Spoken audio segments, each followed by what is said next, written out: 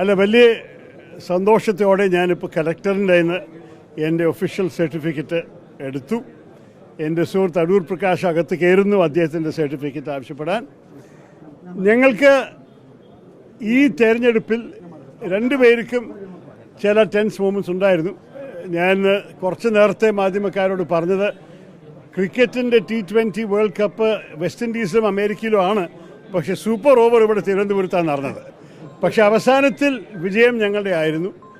എനിക്ക് പ്രത്യേകിച്ച് പറയാനുള്ളത് നന്ദിയാണ് നമ്മളുടെ അനന്തപുരിയുടെ വോട്ടർമാർ.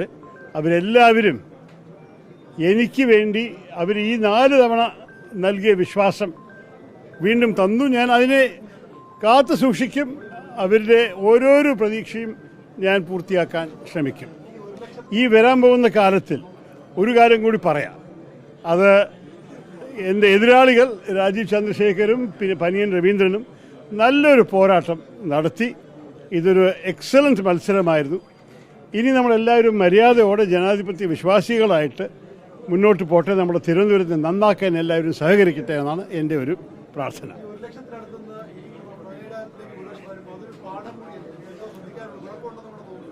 അതൊക്കെ നമ്മൾ പഠിക്കാനുണ്ട്, എന്തൊക്കെയാണ് സംഭവിച്ചതെന്ന്. പലർക്കും പല തിയറീസ് പറയാനുണ്ട്. പക്ഷേ ഈ ദിനത്തിനെ നമ്മൾ അങ്ങനെ പാഴാക്കുന്നില്ല. സമയം വരും, പാർട്ടിയുടെ അകത്തും ചില ചർച്ചകൾ ഉണ്ടാകുന്ന എനിക്കൊരു സംശയമില്ല. പക്ഷേ ഒരിക്കലും മറക്കരുത്, തൃശ്ശൂരിൽ BJP കിട്ടിയ ഭൂരിപക്ഷവും ഇവിടെ അവരുടെ വീഴ്ചയും ശരിക്ക് അത് രണ്ടും കൂടി ഒരുമിച്ച് നോക്കിയാലാണ് ഈ വിജയത്തിൻ്റെ അളവ് നിങ്ങൾക്ക് മനസ്സിലാവുക. കാരണം അവർ 2 സ്ഥലത്തിലും അത്രത്തോളം എഫേർട്ട് ഇറക്കിയിട്ടുണ്ട് BJPക്കാർ. എഫേർട്ടിന് മാത്രമല്ല, നല്ലോണം ചിലവാക്കിയിട്ടുണ്ട്, നല്ലോണം സംഘടന ശക്തി അവർ ഇറക്കിയിട്ടുണ്ട്. പല വിധത്തിലും അവർ ഈ 2 സ്ഥലത്തിലാണ് അവരുടെ കൂടുതൽ കേരളത്തിലുണ്ടായിരുന്ന അവരുടെ പ്രതീക്ഷ. ഒന്ന് അവർക്ക് കിട്ടി, അതന്നെ നമ്മൾക്കൊരു ചിന്തിക്കാനൊരു വിഷയമാണ്. മറ്റേത് അവർക്ക് കിട്ടിയില്ല. അപ്പോൾ അതിനെക്കുറിച്ചും നമ്മൾ മനസ്സിലാക്കാൻ സാധിക്കണം. എൻ്റെ അഭിപ്രായത്തിൽ സുരേഷ് ഗോപിക്ക് ഒരു ഗുണമുണ്ടായത്, അദ്ദേഹം ന്യൂനപക്ഷികളുടെ വോട്ടിനെ അദ്ദേഹം ആവശ്യപ്പെട്ടു. വർഗീയതയ്ക്ക് ഒരു പരിധിയുണ്ട് കേരളത്തിൻ്റെ അകത്ത്. അത് BJP പഠിച്ച് മനസ്സിലാക്കണം. പക്ഷേ ഇതെല്ലാം നമ്മൾക്കൊരു വലിയൊരു വിഷയമായിട്ട് കാണണം. നമ്മൾക്ക് ഈ രാജ്യത്തിൻ്റെ ഭാവിയെക്കുറിച്ച് ചിന്തിക്കുമ്പോൾ നിങ്ങൾ ഇന്ത്യ മുഴുവൻ കണ്ട റിസൾട്ട് നിങ്ങൾക്കറിയാമല്ലോ. BJP 300-400 പറഞ്ഞിട്ടിനകത്ത് BJP 230 ജില്ലയിലാണ് നിൽക്കുന്നത്. അപ്പോൾ നമ്മുടെ ജനങ്ങൾക്ക് ഒരു സംശയവുമില്ല അവർക്കൊരു മാറ്റം വേണമെന്ന്. ആ ഭരണമാറ്റത്തിന് വേണ്ടിയിട്ടാണ് ഞങ്ങൾ ഇറങ്ങിയത്.